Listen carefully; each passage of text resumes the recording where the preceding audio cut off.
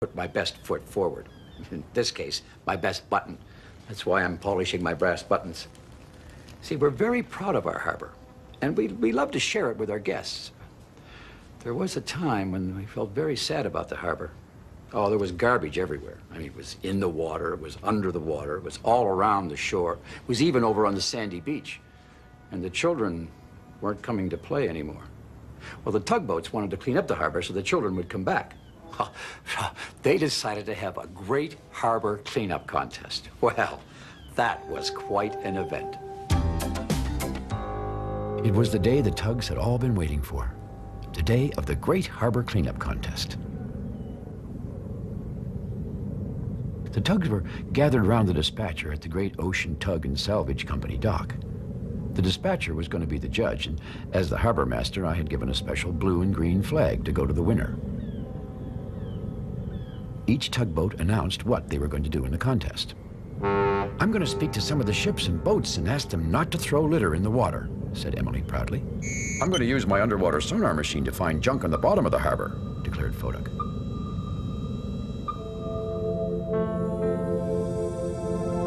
Next, it was George's turn. "I'm going to tow some of the rusty wreck to the scrapyards," he boomed. Then Hank told everyone what he was going to do. He cleared his throat once and let out a little smoke. "I'm going to clean up all the garbage in the whole harbor," he said. The other tugs were silent a moment. Hank's plan was big. In fact, it was the biggest and best plan any of them had thought of. That is, except for Theodore. See, they thought Theodore would certainly have the biggest and best plan of them all. "All the good plans are taken, I guess," he said quietly. "I think I'll just clean the little wooden dock."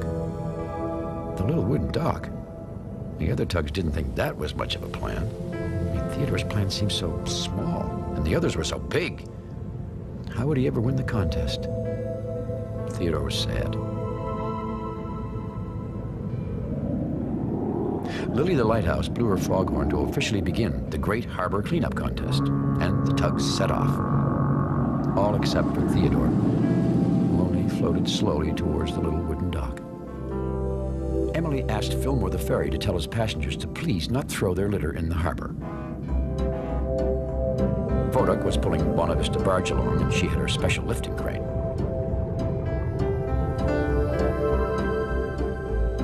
Fodak's sonar went poing, poing. He'd found his first piece of underwater junk. Bonavista lowered her big hook and slowly hauled it up.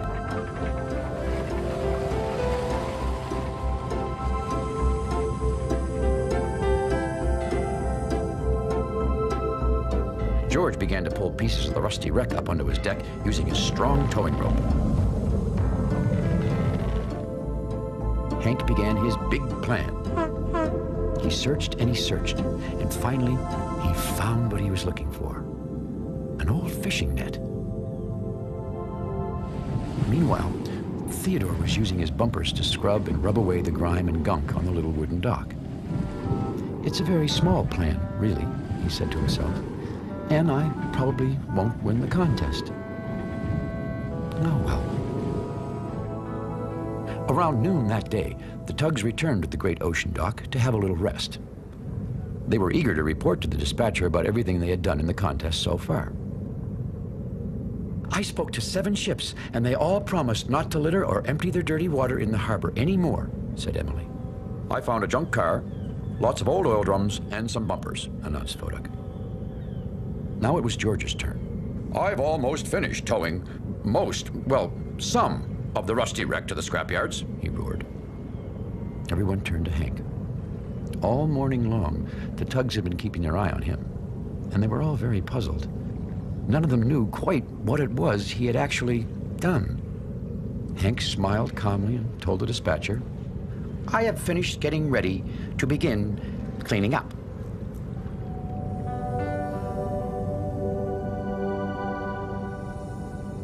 In a very quiet voice, Theodore said, "I've cleaned up half of the little wooden dock." After their rest, the tugs raced off to finish the contest. Hank hurried out to the middle of the Big Harbor. It was time to begin his big plan. Foduck, said Hank, you're part of my plan. I need you to use your firefighting hose to wash all the garbage off the shore. Well, Foduck was surprised to hear that he was part of Hank's big plan, but he was very pleased that Hank had thought of him. Foduck sprayed water all up and down the shore with a great whoosh that washed the garbage out to Hank, who was floating at the ready.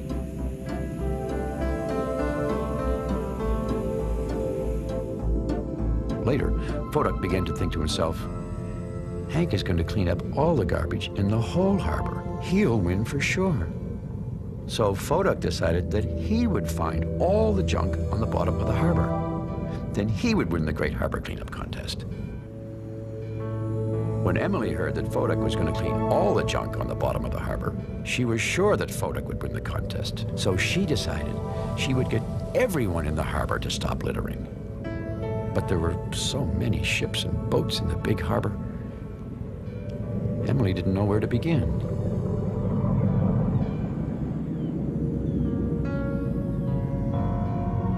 Well, when George heard what Emily was doing, he decided to move the whole rusty wreck to the scrapyards. Then he would certainly win the contest. He tied his towing rope all around the rusty old ship. Then he gave the rope a great yank. But he hadn't been counting on the part of the wreck that was underwater. It was so heavy, George's tow rope snapped as if it were a single strand of string, and the wreck sank with a sinking sound. Foduck, who was nearby, heard the loudest poing, poing he had ever heard on his underwater sonar machine. It looks like a big old shipwreck is down there, he said. I'll have to clean that up, since I'm going to clean up everything. Bonavista Barge was worried, but Foduck insisted she lower her hook to pull up the great ship.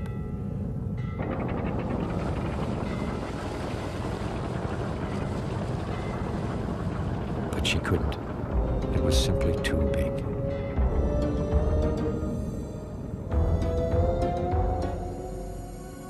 Meanwhile, our friend Hank was proudly motoring along, gathering garbage in the old fishing net which he had lowered into the water behind him. What a great plan, he thought to himself. A great big plan. Finally, after he'd gathered a huge load of garbage in the old net, Hank decided it was time to haul it up and take it to the garbage barge. He gave his tow rope a mighty heave. As he was hauling up his great big load of garbage, Hank heard an awful sound. A ripping sound, like net ripping, like old fishing net ripping. Hank had put so much garbage in the old net, it had ripped apart.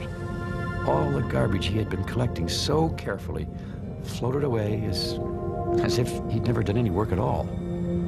I'll never clean up the whole harbor now, thought Hank, and I won't win the contest. And he began thinking about his big plan.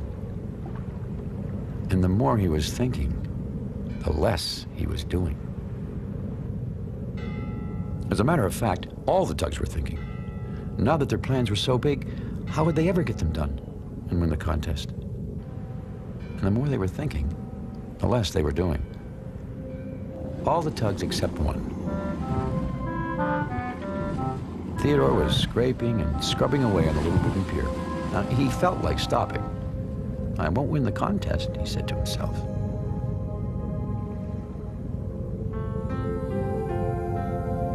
But he reminded himself that a tugboat never gives up.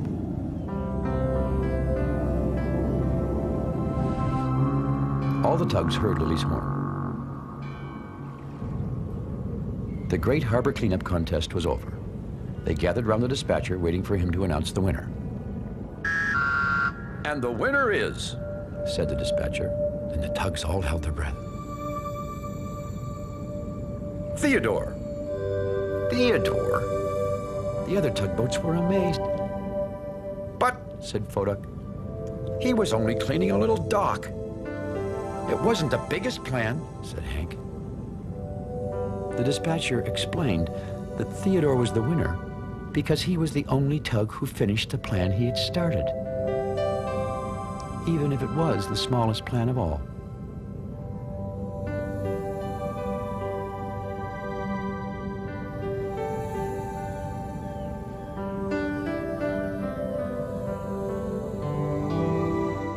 After that, the tugboats headed out into the harbor to begin work, with Theodore flying my blue and green winter's flag.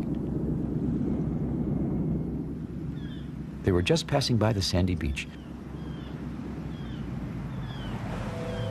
Theodore saw that the beach was still covered in garbage. Then he saw an old sandcastle, and he remembered. In all the excitement of trying to win the contest, the tugs had forgotten all about why they had the contest in the first place. The children. They still hadn't come back.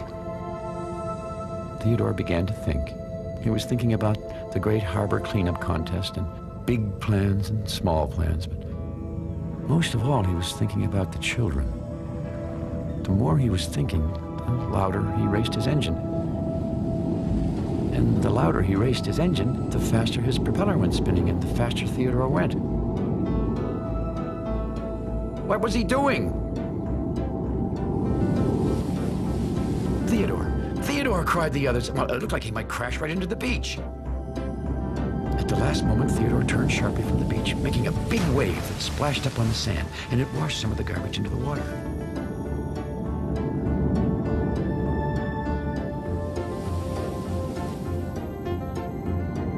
Theodore kept splashing and splashing away. And even though he wasn't cleaning up the whole harbor, Theodore began to feel just as happy as if he was. Now let's get going and clean this up as a team, yelled Theodore. And with that, all the tugs helped Theodore push the litter to the garbage barge.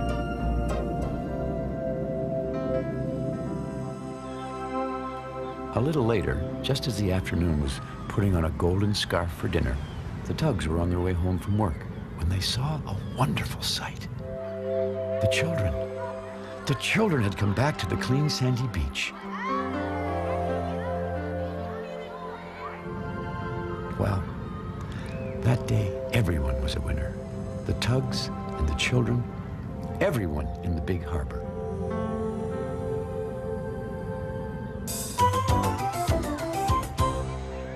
Well, after that, everyone around here was a lot more careful about keeping the harbor clean, thanks to the tugs. And now, we're very proud of our home. And I polished up my buttons. I think I look rather sharp, don't you? You know, I think it's the little things well done that make all the difference.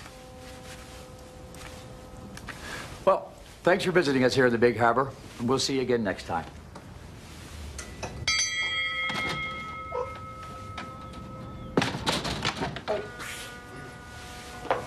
Little things. Theodore, he's a tugboat and a friendly tugboat too. A friendly tugboat too.